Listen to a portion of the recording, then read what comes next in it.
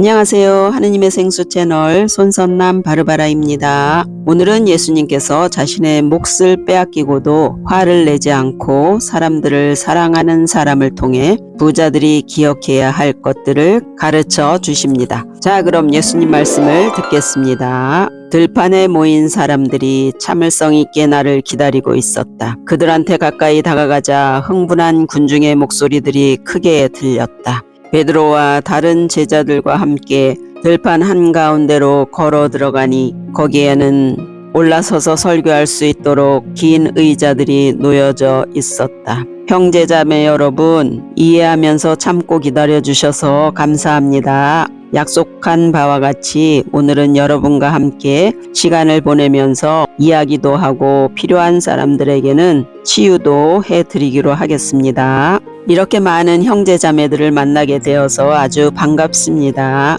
잠시 말을 멈추고 사람들이 잔디 위에 자리를 펴고 편안히 앉을 때까지 기다렸다. 오늘 이야기는 갈릴레아 호수에서 고기잡이를 하는 어느 어부에 관한 이야기를 하겠습니다. 그 어부는 가족을 부양하고도 약간의 여유가 있을 만큼만 고기를 잡았습니다. 그 사람은 자기 생활에 만족했습니다. 그는 필요 이상으로 고기를 잡으려 하지 않았고 다른 사람들과 나누어 가지는 것이 옳고 필요한 만큼만 가지는 것이 옳은 일이기 때문에 나머지 고기는 잡지 말고 남겨두어야 한다고 그는 생각했습니다. 그 어부는 다른 어부들처럼 일을 많이 하지 않고 고기도 많이 잡지 않았기 때문에 사람들은 그를 바보라고 생각했고 게으름뱅이라고도 불렀습니다. 다른 어부들은 잡을 수 있는 만큼 최대한의 고기를 잡아서 많은 돈을 벌었습니다. 그들은 큰 고기잡이 배를 구입하여 점점 더 많은 고기를 잡았고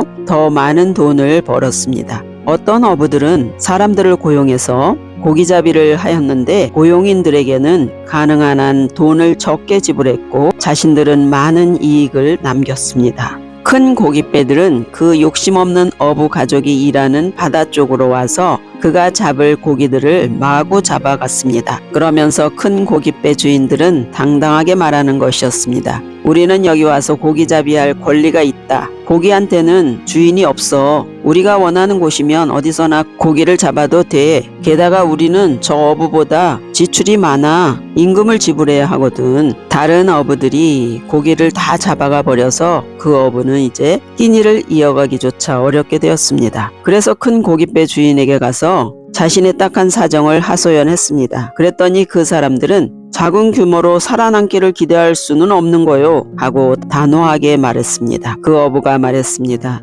그렇지만 모든 사람들이 나눠 가질 수 있을 만큼 충분한 고기가 바다에 있으니 우리는 같이 나눠 가질 수 있지 않겠소. 당신들이 작은 규모로 고기잡이를 하고 있었을 때도 나는 한 번도 당신 고기를 빼앗은 적이 없었소. 나는 내게 필요한 만큼만 잡았고 그 나머지는 다른 사람들을 위해 남겨두었단 말이오. 그러자 그들은 어부를 비웃었습니다. 어리석기도 하군. 잡을 수 있는 만큼 고기를 많이 잡아야 편안하게 살 수가 있는 거요. 그래야 다른 사람들에게 일거리를 줄 수 있고 그들을 도와줄 수도 있는 것이고 그렇게 하는 것이 바로 나눠 갖는 것이요. 마침내 그는 자기 배를 팔아야 했고 적은 품삯을 받으며 남의 고기잡이 일을 해야 했습니다. 그런 어려움을 겪으면서도 그는 여전히 행복했고 그의 가족들도 마찬가지로 행복했습니다. 사람들은 그를 두고 수군댔습니다. 저 사람은 미쳤나 봐. 가진 재산을 모두 다 잃었는데도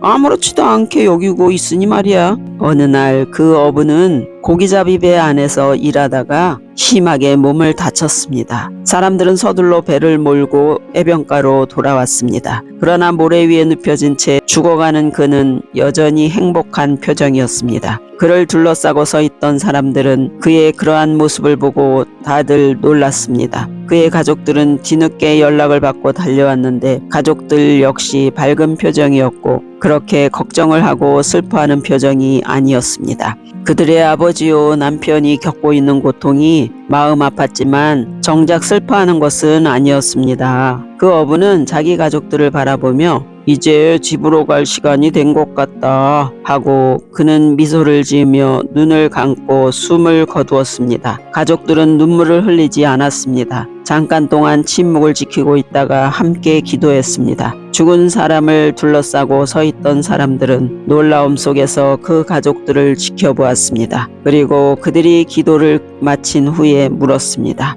어떻게 울지도 않는 거요? 아버지와 남편을 잃었는데도 어떻게 그렇게 만족스러운 표정들이요? 이 사람처럼 당신들도 제정신이 아닌 거요? 그러자 죽은 어부의 아내가 일어나서 말했습니다. 남편은 하느님을 사랑하고 가족들을 사랑하며 주위 사람들을 사랑하면서 한평생을 착하게 살았습니다. 그분은 자기가 가진 것 외에는 더 이상 원하지 않았고 절대로 남을 이용해 이득을 취하지 않았을 뿐 아니라 항상 남에게 나누어 주고 싶어 했습니다. 자기 생계를 빼앗아가는 사람들을 용서해주고 그들을 위해 기도해 주었습니다. 보잘것없는 품삯을 받으며 여러분의 배에서 노동을 해야 했지만 즐겁게 살았습니다. 그분은 최선을 다했고 누구도 원망하지 않았습니다. 비록 먹을 것이 없고 입을 것이 없고 식구들에게 필요한 것을 사주지 못하는 아픔을 겪을 때라도 그 양반은 행복했습니다.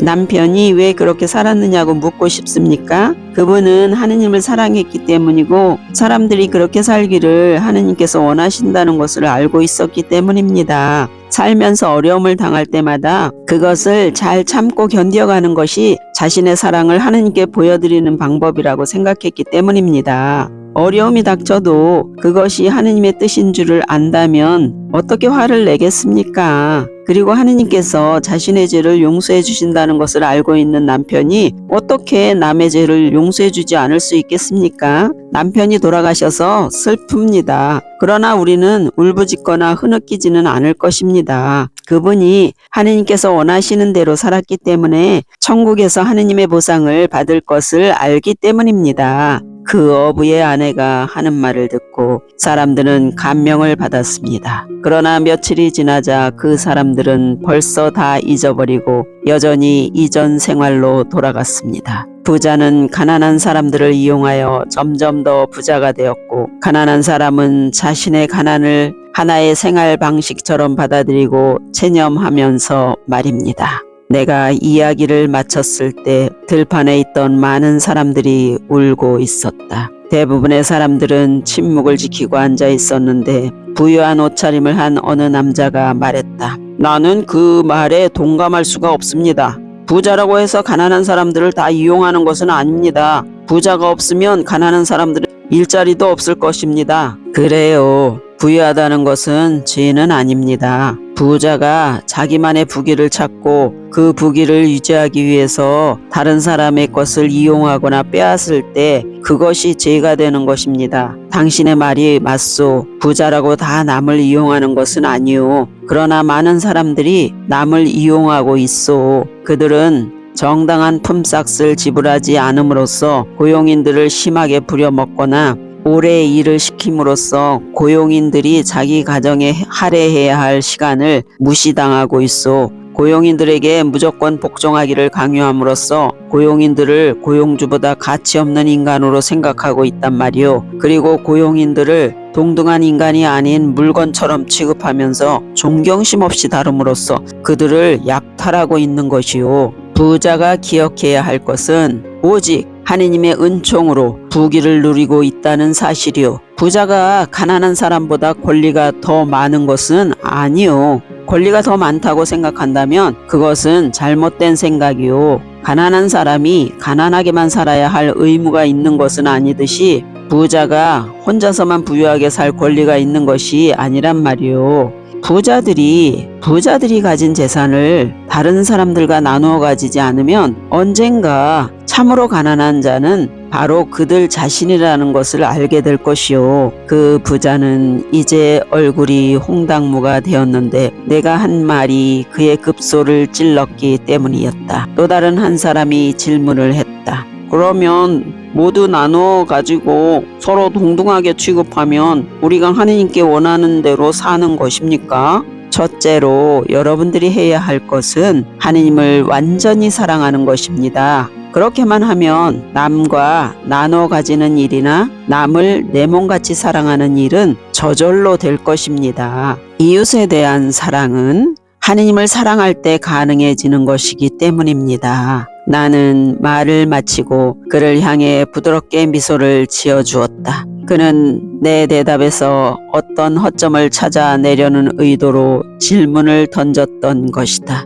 선생님, 그 어부는 화를 내지 않고 있기가 참 힘들었을 것 같습니다. 저 같으면 화가 많이 났을 것입니다. 어느 젊은이가 솔직하게 큰 소리로 말했다. 자신의 약한 점을 안다는 것은 좋은 것입니다. 그러나 하느님의 사랑 속에서는 노여움도 없고 분노도 없고 질투도 없으며 오직 사랑과 용서만 있다는 것을 알아야 합니다. 내 말에 동조하는지. 그는 나를 쳐다보며 고개를 끄덕였다. 내가 긴 의자에서 내려오니 제자들이 곁으로 왔다. 나는 군중들 사이를 걸어가며 사람들에게 안수를 해주고 많은 사람들을 치유해 주었다. 사람들은 손을 뻗쳐서 나를 만지려 하고 내게 가까이 오려고 아우성이었다. 그래서 내가 큰 소리로 말했다. 병든 사람들은 치유를 받으십시오. 용서를 구하는 사람들은 용서를 받으십시오. 그리고 사랑을 구하는 사람들은 사랑을 받으십시오.